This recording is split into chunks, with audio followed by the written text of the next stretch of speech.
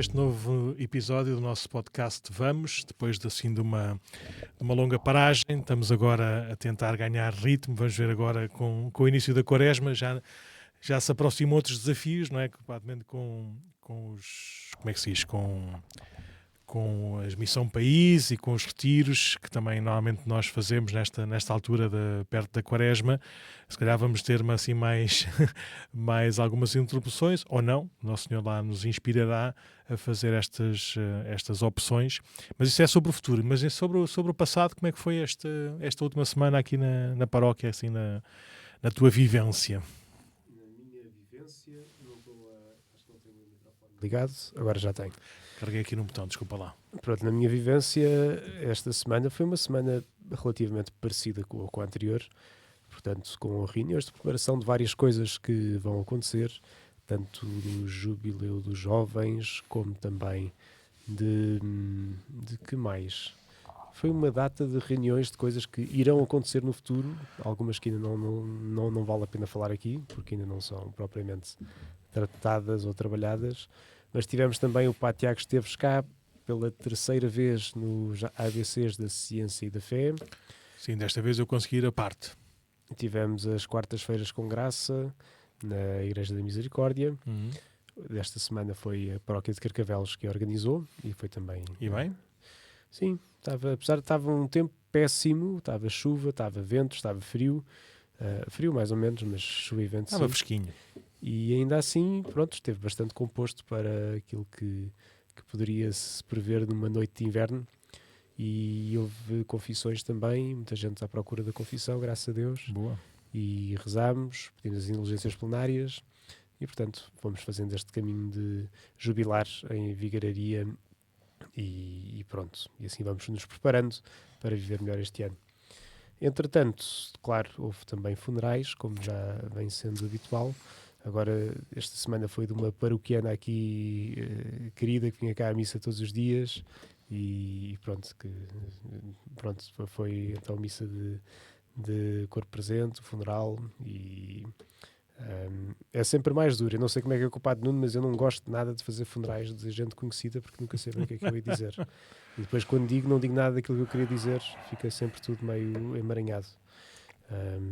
Pronto, mas é uma oração, claro, entregamos a Deus, entregando o que melhor podemos, o próprio Jesus na Eucaristia, mas e também não queria que outra pessoa qualquer fizesse aquilo que se fizesse, uma pessoa quer também se associar, mas é sempre mais difícil quando é alguém assim próximo, que conhecemos bem ou que nos foi muito querido ao longo da vida a fazer um funeral. Sim. E pronto, foi a Isabel. A Isabelinha. Sim, foi isso mesmo. Ou seja, da minha semana foi sobretudo marcada também por isso. Ou seja, a quantidade de funerais em todos os passos, né? Desde o acompanhamento destes últimos dias, já conscientes que eram os últimos dias. Depois a missa, se quisermos, a missa do velório, a missa do funeral, depois a missa de sétimo dia. E o acompanhamento dos familiares e conversa com os familiares mais próximos. E esta semana foi, assim, deste ano foram três funerais, por isso 3 vezes esses passos todos.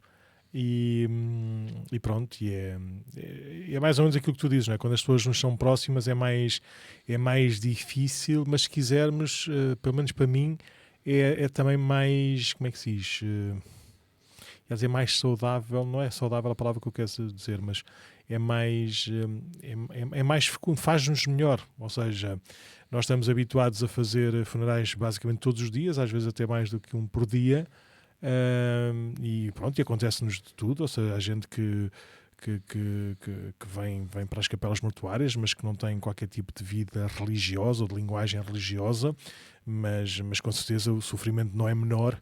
E o desejo também de um sentido, uma procura de sentido também é extraordinário. Por isso esses momentos são momentos também muito bonitos de evangelização, de anúncio, de dar a conhecer e apresentar e propor, não é? Um caminho renovado, às vezes um caminho mesmo novo. Por isso esses funerais também são são, se quisermos, muito úteis, não sei se é a palavra certa, não é?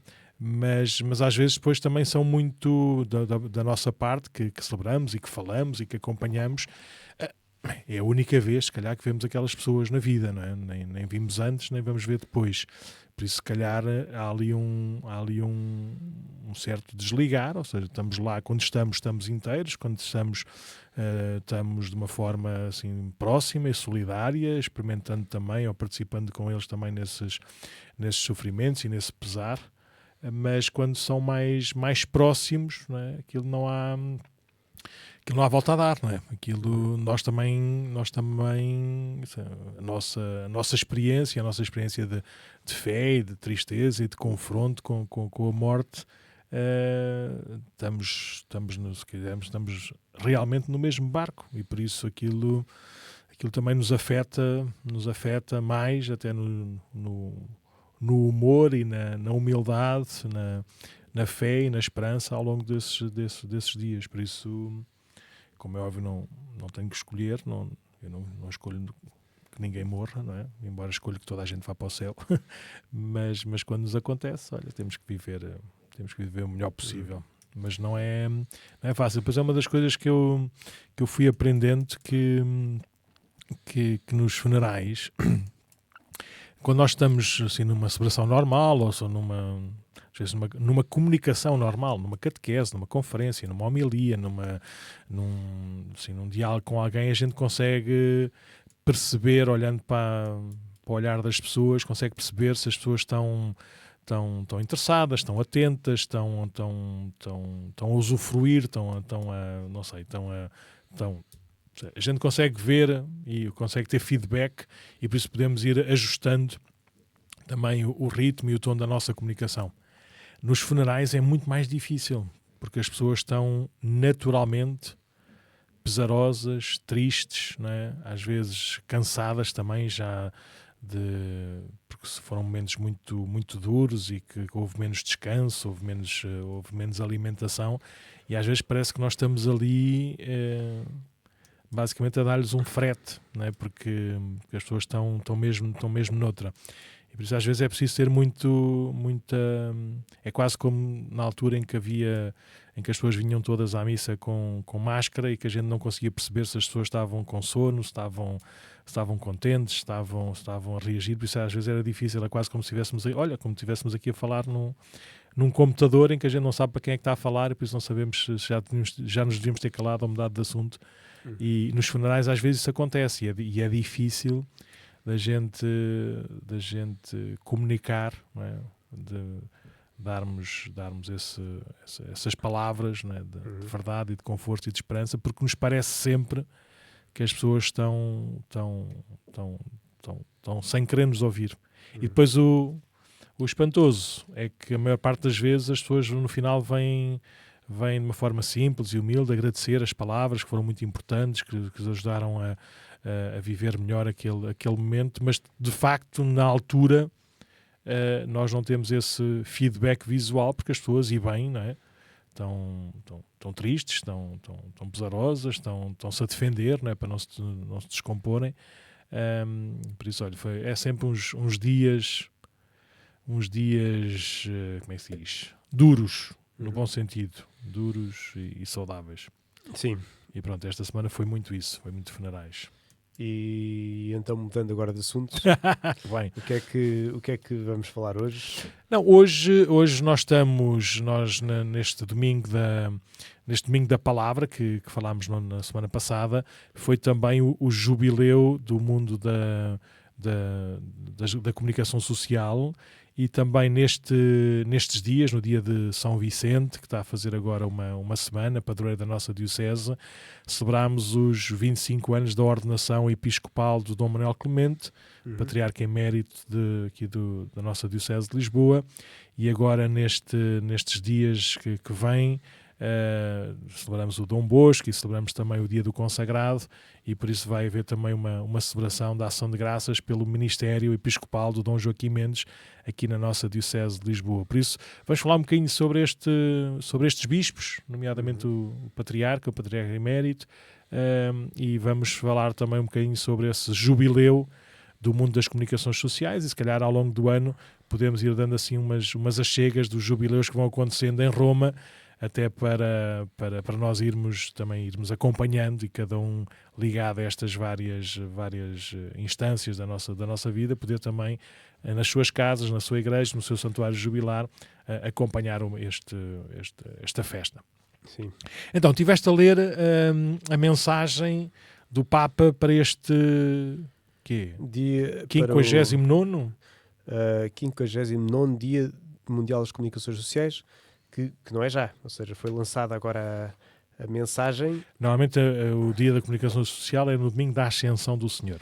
Sim, portanto agora foi no dia de São Francisco de Sales que saiu esta comunicação, se não me engano, esta mensagem. E então o Papa traça aqui alguns, ou se quiserem, eu sublinhava assim três aspectos. Primeiro, um diagnóstico que o Papa faz do mundo da comunicação. O segundo, continuando dentro desse mesmo diagnóstico, dá assim ou outra coisa mais específica. E por último, depois aponta para a primeira carta de São Pedro, capítulo 3, versículos 15 e 16, como uma proposta de seguir em frente. Então, fazendo assim um breve resumo, para depois, se quiserem ler, vamos pôr depois na descrição do podcast e podem ler a mensagem por inteiro. O Papa fala numa situação e começa logo a abrir assim com uma frase dizendo: neste nosso tempo marcado pela desinformação e pela polarização, no qual alguns centros de poder controlam uma grande massa de dados e de informações sem precedentes, dirijo-me a vós consciente de quanto, hoje mais do que nunca, é necessário o vosso trabalho de jornalistas e comunicadores. Precisamos do vosso compromisso corajoso em colocar no centro da comunicação a responsabilidade pessoal e coletiva para com o próximo. Portanto, começa logo a dizer que as coisas não estão bem. Portanto, não vem dar uma palmada nas costas e dizer, olha, estamos bem, assim. Não vem dizer que o trabalho é muito importante e que hoje em dia o fazer chegar informação não vem, e depois vai explicando agora porquê. Portanto, vai assim o segundo ponto que eu queria sublinhar aqui. Diz que muitas vezes fazemos muitas simplificações da realidade que geram desespero, medo, preconceitos, rancor, fanatismo, ódio, e isso por ser fácil de comunicar por um lado, por outro lado também porque vende mais. E diz o Papa que nunca dá bom resultado reduzir a realidade a slogans, ou seja, a pequenas frases que no fundo vão passando, mas que não dão a entender o complexo da realidade que temos à nossa volta. Depois, o Papa usa aqui um conceito que também é bastante real, e se pensarmos na nossa própria vida vemos que isso acontece, que é esta dispersão programada da atenção nos dias de hoje. Como? Desculpa lá. Dispersão programada da atenção. Sim. Ou seja, que estamos feitos, ou aquilo que nós usamos no dia-a-dia, em particular, isto agora pegando numa frase que o Papa diz disse noutros sítios, com o nosso ídolo de bolso, que é o telemóvel tantas vezes, quando nós estamos a gastar tempo indevido com ele, que faz-nos, no fundo, não ter uma atenção muito focada. Estamos sempre a dispersar de um assunto para o outro, nunca entrando em profundidade. Mas este conceito queria partilhar da dispersão programada da atenção, que o Papa vem aqui sublinhar. Depois, antes de dar um horizonte de trabalho, vem lembrar uma frase de um bispo italiano, que era o Dom Tonino Bello, que eu não conhecia, mas foi um bispo de uma diocese em Itália que morreu nos anos 90, em que lembra que todos os conflitos encontram a sua raiz no desvanecer dos rostos. Ou seja, quando nós deixamos de ver por trás de uma informação pessoas, ou deixamos de estar em contacto, ou de colocar, no fundo, em diálogo as pessoas de quem estamos a ler, ou vemos só apenas um facto ou uma ideologia por trás, então daí nasce o conflito. Mas depois vem dar assim o horizonte que é baseado nesta primeira carta de São Pedro, capítulo 3, versículos 15 e 16, que diz algo como, por acaso eu não passei para aqui a passagem, mas deve estar aqui na mensagem em si, mas que no fundo fala no fundo estarmos prontos para dar as razões da nossa fé. Mas depois São Pedro acrescenta com mansidão e respeito. E digo agora a citação completa que já encontrei. No íntimo de vosso coração, confessai Cristo como Senhor, sempre dispostos a dar a razão da vossa esperança a todo aquele que vos-la peça, com mansidão e respeito, acrescenta. E esta mansidão e respeito é o horizonte que o Papa depois acaba por fazer sobressair para, de facto, caminhar em conjunto e fazer este trabalho importante que é dar informação às pessoas do que é que se passa no mundo, respeitando então o outro. E nesse sentido, ele dá assim uma espécie de visão que ele tem para a comunicação, que vou então também agora ler, que diz assim: sonho com uma comunicação que saiba fazer de nós companheiros de viagem de tantos irmãos e irmãs nossos para, em tempos tão conturbados, reacender neles a esperança. Uma comunicação que seja capaz de falar ao coração, de suscitar não reações impetuosas de fechamento e raiva, mas atitudes de abertura e amizade. Capaz de apostar na beleza e na esperança, mesmo nas situações aparentemente mais desesperadas. De gerar empenho, empatia e interesse pelos outros. Uma comunicação que nos ajude a reconhecer a dignidade de cada ser humano e a cuidar juntos da nossa causa comum. Dá esse sonho, ou se quiserem, essa visão para a comunicação, e depois aponta só assim mais dois aspectos que também queria aqui partilhar. Primeiro, dizer que os cristãos devem ser aqueles que, onde se vê irradiar a beleza do amor de Deus, que faça as pessoas perguntarem ao encontrarem-se com os cristãos: é o amor vivido que suscita a pergunta e exige uma resposta: porque é que viveis assim? Porque é que sois assim? Portanto, que de facto o encontro com os cristãos seja fermento no meio da massa para puxar para cima. E depois aponta para uma doença que nós devemos curar, que é a doença do protagonismo e da autorreferencialidade, evitando o risco de nós falarmos de nós mesmos. O comunicador, pelo contrário, deve fazer que aquele que ouve, lê ou vê se torne participante, esteja próximo e possa encontrar o melhor de si e entrar com esta atitude nas histórias contadas. Ou seja, que o comunicador, quando fala, ajuda a pessoa que está a ouvir a tomar parte daquilo que está a ser falado. E bem, ele aponta isto tudo como sementes de esperança para vivermos melhor este mundo da comunicação, que é muito importante, tem tantas influências, como sabemos, e bem, depois já sabemos que Jesus Cristo é o melhor dos comunicadores, tem a melhor das notícias e fê-lo da melhor maneira, não é? Portanto, é sempre assim a referência grande para todos o que são os comunicadores. E assim era a mensagem do Papa e alguns sublinhados que ele nos deixa agora para este ano. Muito bem, então o desafio é lermos todos aqueles que fazemos parte também, participamos desta missão de comunicar as razões da nossa esperança, comunicar a nossa fé, e todos agora, infelizmente ou felizmente, somos protagonistas também desta comunicação, forma como partilhamos notícias, como comentamos acontecimentos. Nós podemos também, mesmo não tendo esta vocação e este carisma, este estudo para sermos jornalistas, podemos, pelo menos naquilo que são as nossas comunicações, podemos marcar com esta graça e com este desarme que Nosso Senhor, que o Santo Padre convida a todos os jornalistas, também nós podemos fazer isso.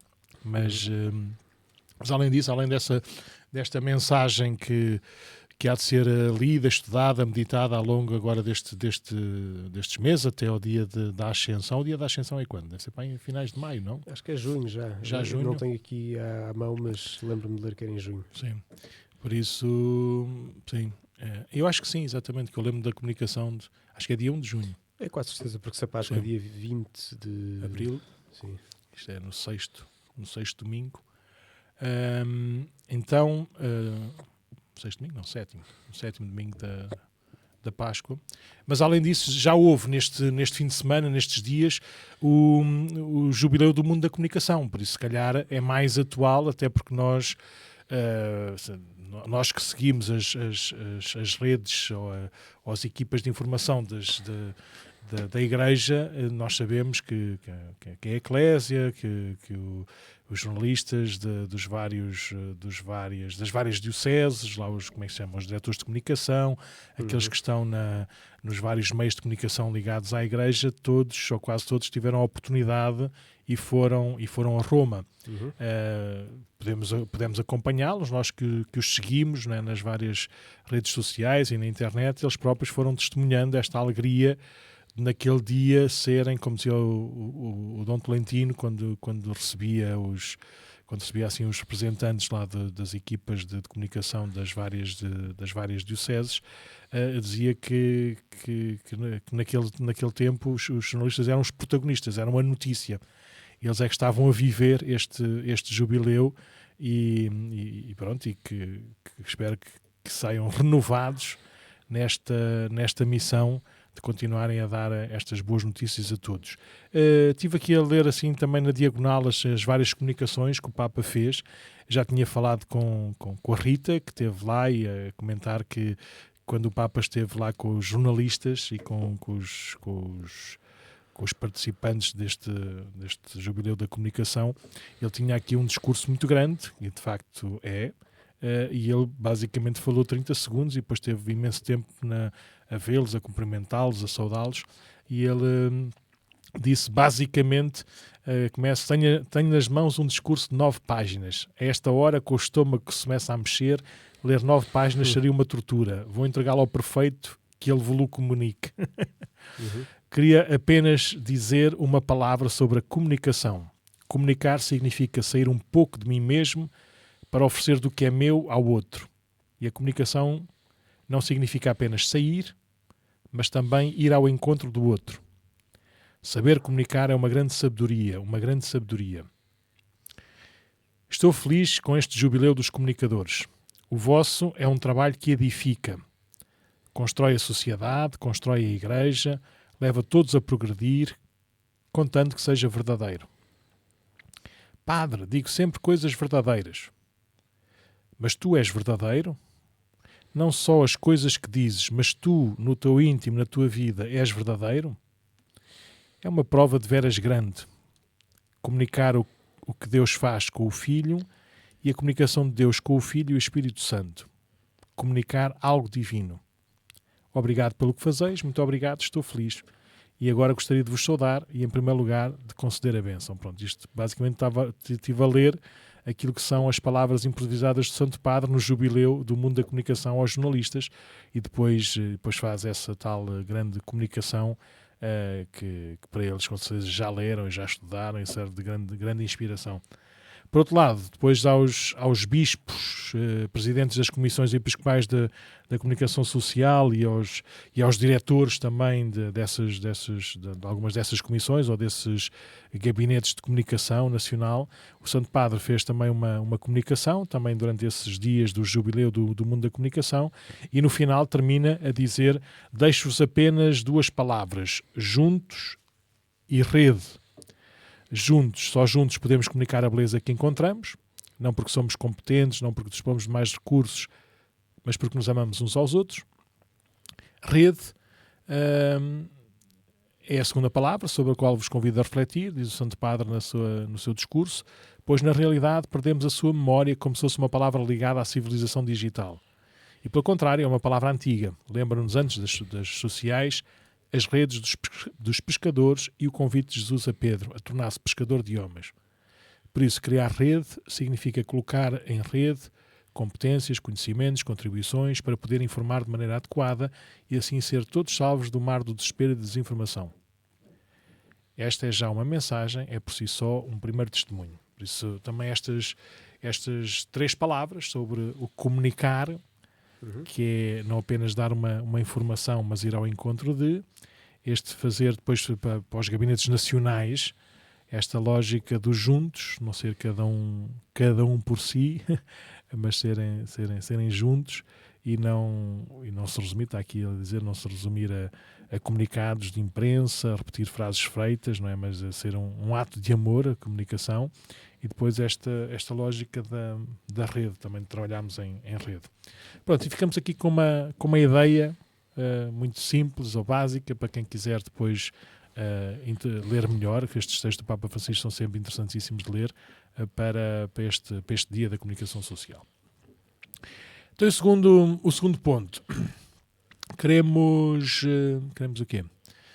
Vamos olhar se quisermos, para a memória, não é? Para a memória, no sentido positivo, no sentido bom, ele está cada vez mais fresquinho, agora que deixou de ser patriarca efetivo da Diocese de Lisboa, o Dom Manuel Clemente. Então, o Dom Manuel Clemente foi ordenado bispo no dia de São Vicente, no ano 2000, por isso agora, no ano 2025, no dia 22 de janeiro, ele completou 25 anos da sua ordenação sacerdotal, episcopal, digo-me.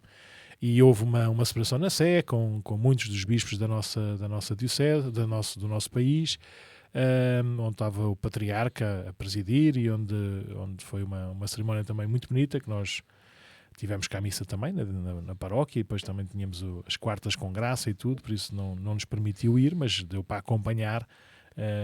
O que é que gostavas de dizer sobre o Dom Manuel Clemente e sobre o seu serviço na Diocese? Quem somos nós, não é? Nós somos simples padres, que temos uma ideia assim muito com uma perspectiva muito nossa, e por isso longe de nós abarcar toda a sua vida, toda a sua missão. Ele foi nosso pai, não é? Foi nosso pastor, e é com essa atitude que nós, de uma forma muito singela, também queremos honrar e agradecer o seu ministério, que ele continua bastante ativo também no serviço da Igreja. Mas o que é que gostavas de falar sobre o Dom Manuel Clemente? Não, houve um vídeo que a Agência Eclésia fez, onde ele próprio disse quais eram assim, os seus momentos altos do seu ministério episcopal. Então estás a fazer uma apresentação daquilo que o Dom Manuel disse de si mesmo. Exatamente. Então pronto, então é com esse tom que vais dizer? Com esse tom que eu vou dizer, que ele sublinhou quando era bispo auxiliar cá, antes foi reitor do seminário, que ele queria sublinhar assim, eventos grandes que teve e coisas que o marcaram. Foi a Assembleia Jubilar do Clero, que suponho que foi no ano 2000. Foi, sim, em Fátima, sim.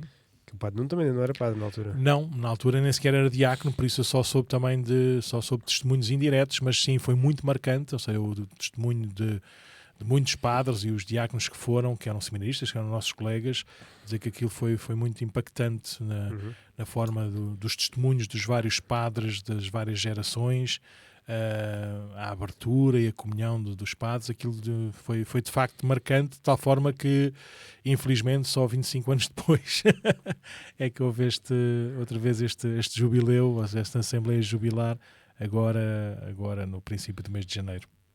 Depois ele sublinhou o encontro TZ em Lisboa, que eu não sei em que ano é que foi, mas... Foi em 2004, julgo eu. 2004 para 2005 foi a passagem de ano. Eles fazem sempre um encontro internacional que coincide com a passagem de ano, e foi a preparação, foi no inverno, foi no Advento ou Natal, da preparação do Congresso para a Nova Evangelização. E essa foi a terceira coisa que ele sublinhou enquanto bispo auxiliar, foi participar nesse Congresso da Nova Evangelização. Sim. O Congresso teve vários anos, em vários sítios. Acho que começou na Bélgica, em Bruxelas, em 2002, julgo eu.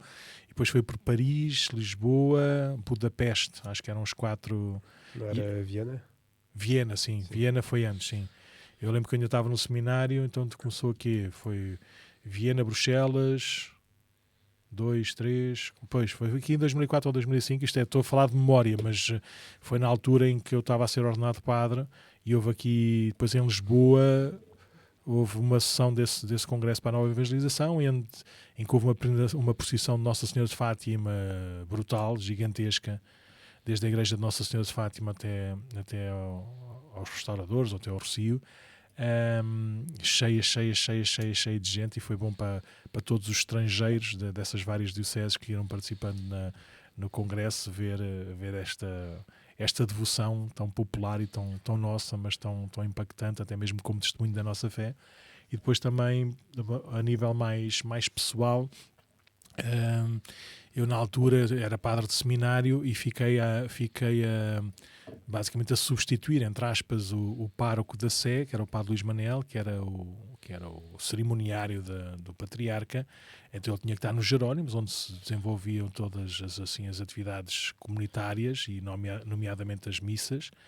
Então eu fiquei na Sé, a tratar do serviço religioso.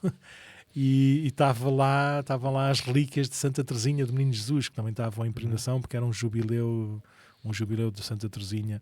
E eu lembro-me de celebrar 2 ou 3 missas diante das relíquias de Santa Teresinha, com a catedral cheia, numa cheia de crianças de escolas, noutra só com Terezas, que ainda estava mais gente. E foi um momento muito importante para mim, porque me ajudou a reler e a aprender mais sobre a vida e o exemplo de Santa Teresinha. Mas foi este congresso para a nova evangelização que foi um momento de chave também do ministério de Dom José Policarpo aqui como Patriarca de Lisboa.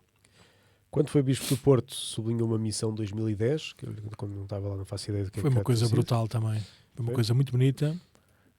Eu soube também pelo Dom Manuel. O Dom Manuel também foi contando de vez em quando estava connosco, mas o Dom Américo, na altura secretário do Dom Manuel, ou vigário-geral, nunca sei bem, e ele ia contando e ia vendo que era do género, durante um mês havia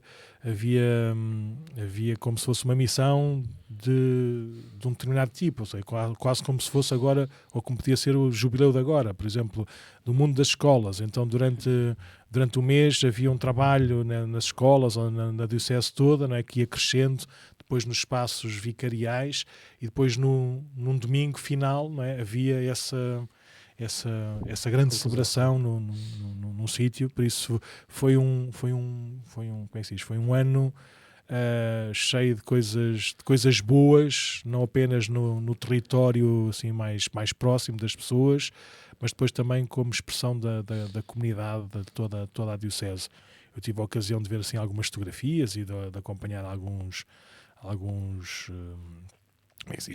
comunicações do Sr. Patriarca, até porque na altura, julgo que em 2008 ou 2009, já não me lembro, um grupo de padres amigos fizemos um passeio, entre aspas, ao Porto, para ir almoçar com o Dom Manuel e para darmos um abraço, e também para visitarmos algumas coisas no Porto.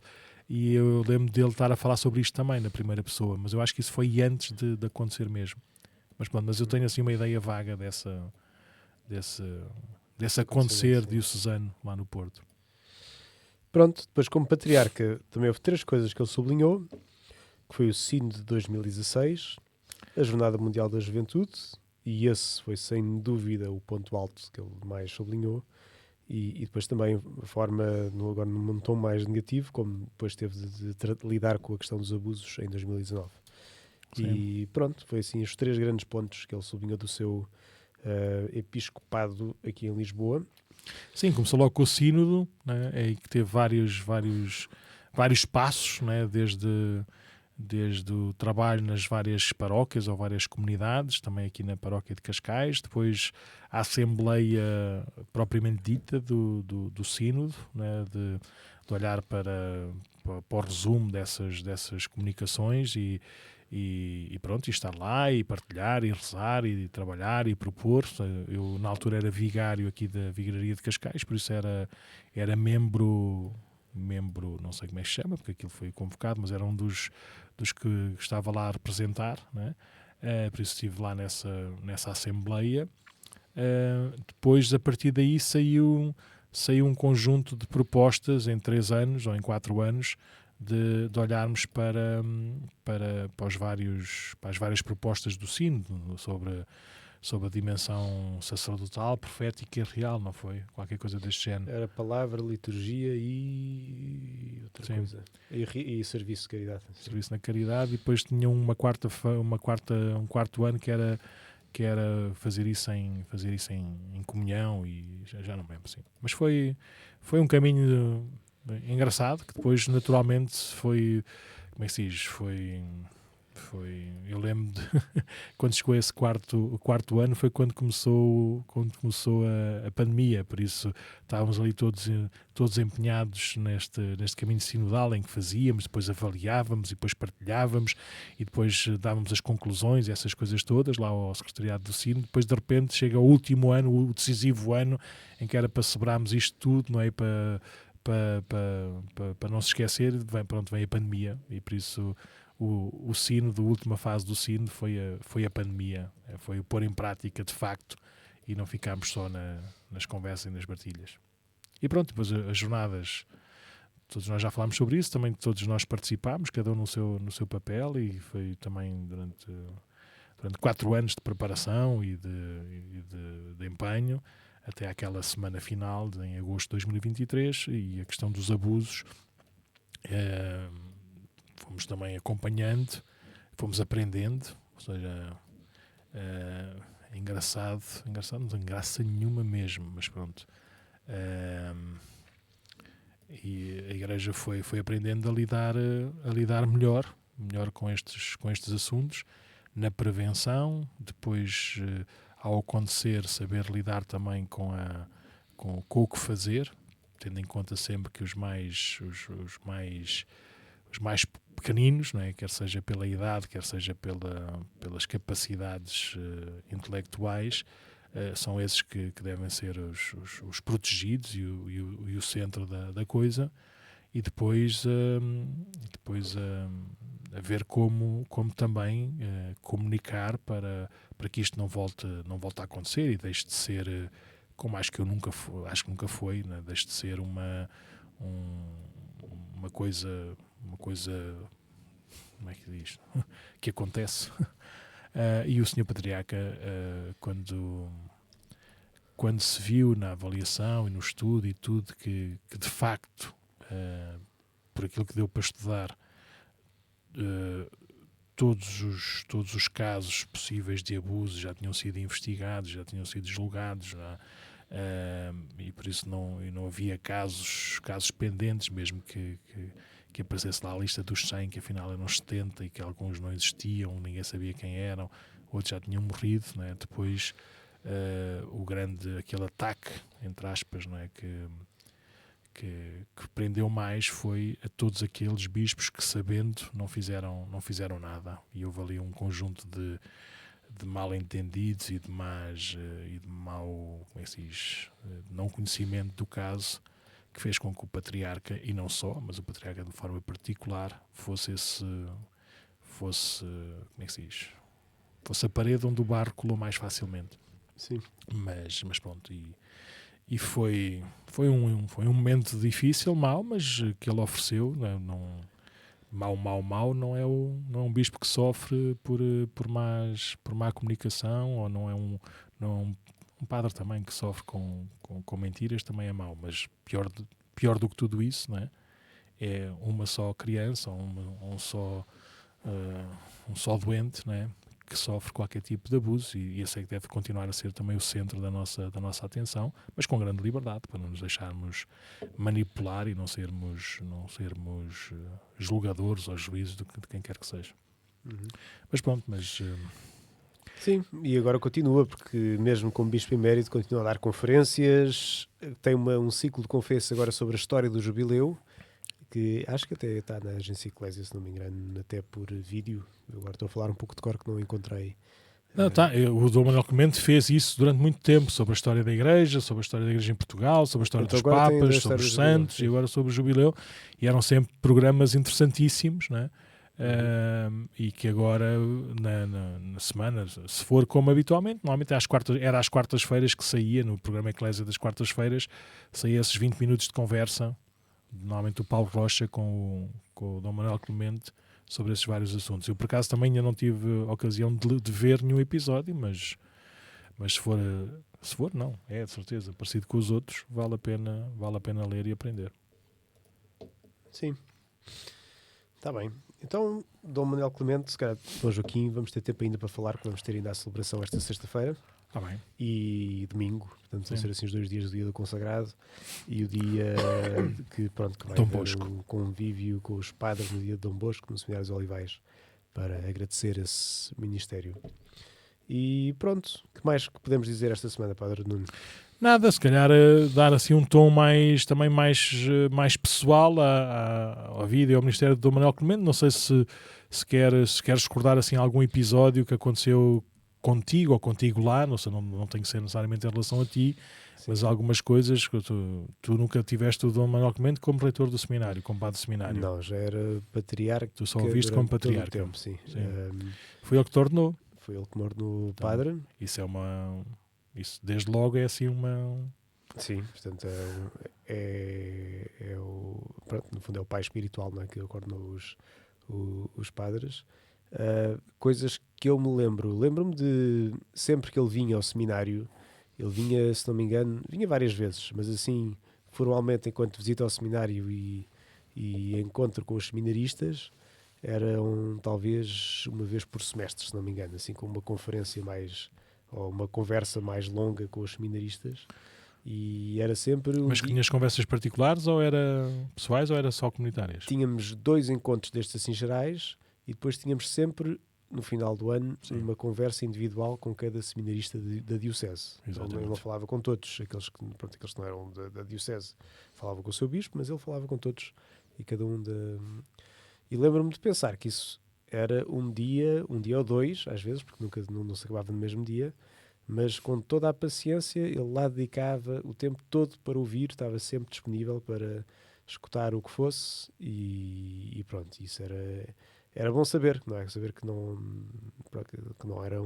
éramos indiferentes, entre aspas, ele preocupava-se, depois que tem uma memória única, lembra-se perfeitamente de conversas que tínhamos tido antes e vai mantendo tudo isso. Lembro-me também de sempre que precisávamos de falar com ele ou qualquer coisa, se enviássemos e-mail, ele respondia sempre e lia sempre também, tinha muita disciplina nessa área. E, portanto, no fundo, fazia esse bom papel de estar disponível e ser próximo com quem o procurava. Que mesmo desde o seminário íamos nutrindo já essa relação para depois, enquanto padres, também ser mais fácil.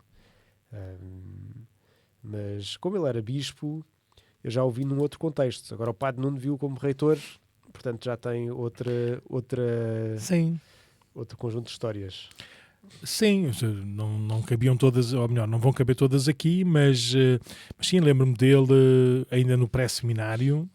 Eu estava, e o padre Manel, na altura, o padre Manel era muito amigo, e continua a ser, não é, dos padres que nos acompanhavam no pré-seminário, o padre Mário Rui, o padre Traquina, o padre Zé Manel Ferreira, eram todos colegas dele de várias instâncias, de várias batalhas, por isso era comum, até porque ele estava ligado ao seminário, que nos encontros de verão a gente se cruzasse como é que se diz, no Magusto, na altura do São Martinho também a gente se cruzasse.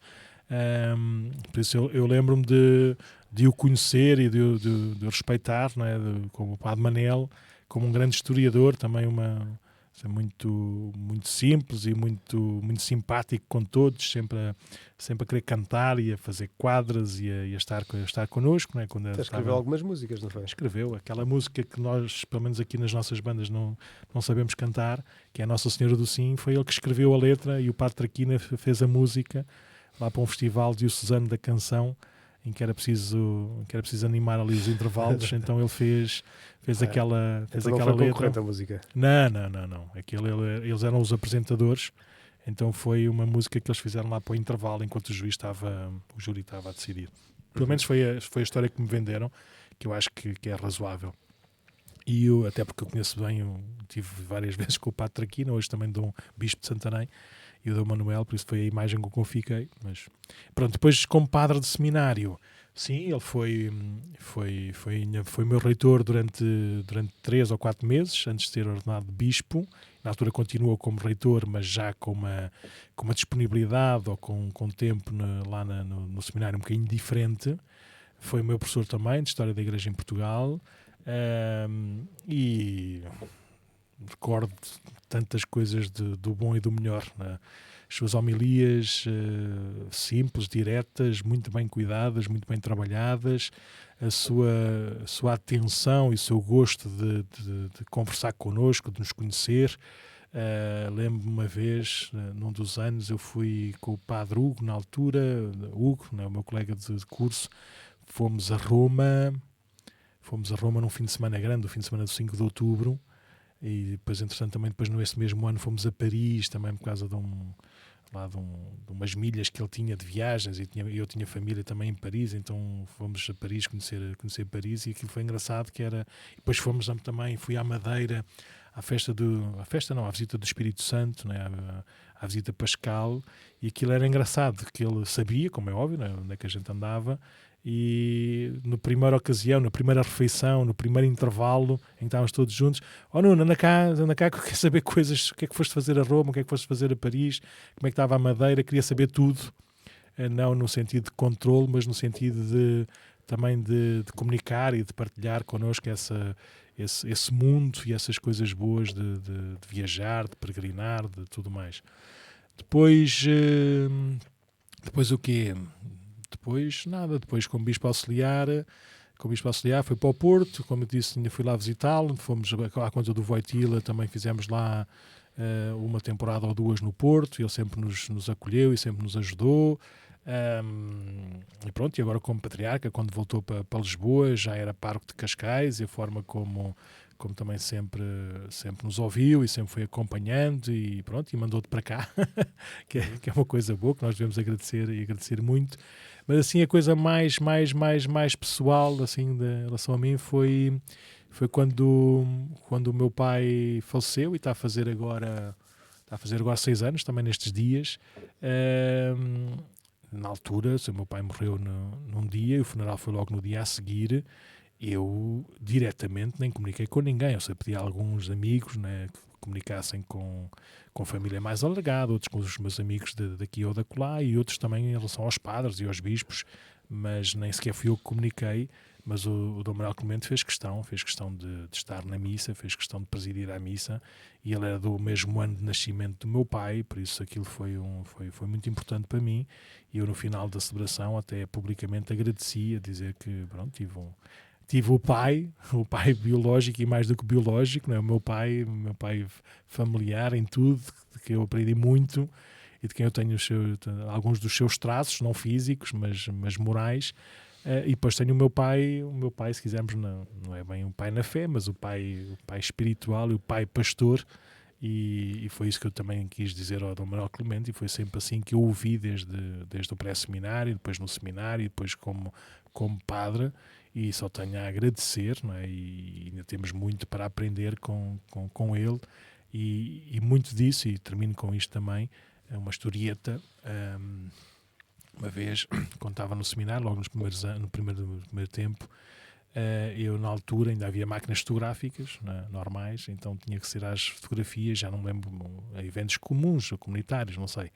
E aquilo, os rolos tinham números de fotografias fixos, né? Tínhamos para revelar, tínhamos que fazer as 24 ou 36 fotografias, e lembro que houve um acontecimento qualquer e sobravam umas 3 ou 4 fotografias para tirar. Então eu achei que era bom tirar fotografias assim mais comuns, que funcionavam sempre depois para outras coisas. Então fui à igreja do seminário, à capela, e tirei as fotografias só para despachar o rolo, basicamente. Depois, na altura, pus as fotografias, que era o comum, que era para cada seminarista escolher as fotografias que queria, para revelar o número. E o Dom Manuel Clemente, de uma forma discreta, veio ter comigo, quando soube que tinha sido eu a tirar as fotografias, a dizer: Nuno, tu conseguiste captar a luz certa da não sei o quê, começou a elogiar, e eu por dentro a pensar, só fui lá despachar fotografias, não sou assim um fotógrafo, mas o elogio, o cuidado da proximidade, e depois ofereceu-me uma coisinha qualquer, já não me lembro, assim, uma coisinha simples, não é, que ele tinha, mas este cuidado, não é, de ver, de reconhecer, de valorizar, de agradecer, e não disse isso publicamente, quis-me dizer pessoalmente, quis-me dizer olhos nos olhos, não é? E eu cá para comigo pensei, mas eu tive que ir à capela 2 ou 3 vezes, porque as vezes que eu ia lá devia sempre o Dom Manuel Clemente a rezar, e por isso a fotografia não podia ficar.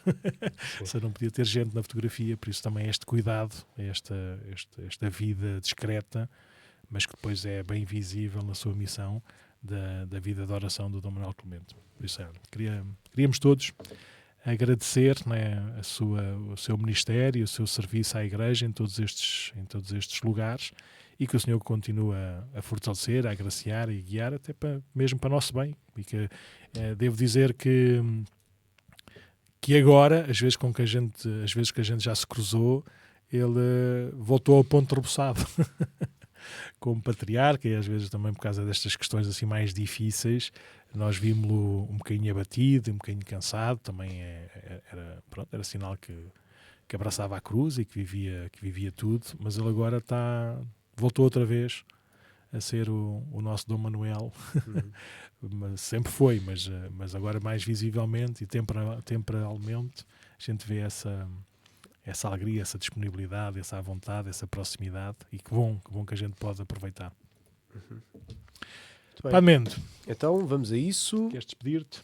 Podem enviar comentários ou o que quiserem para o e-mail podcast@paroquiadecascais.org. Podem-nos também dizer diretamente se tiver alguma sugestão ou alguma crítica ou alguma observação. E vamos a isso. Bora lá. Adeus. Até a próxima. Vamos.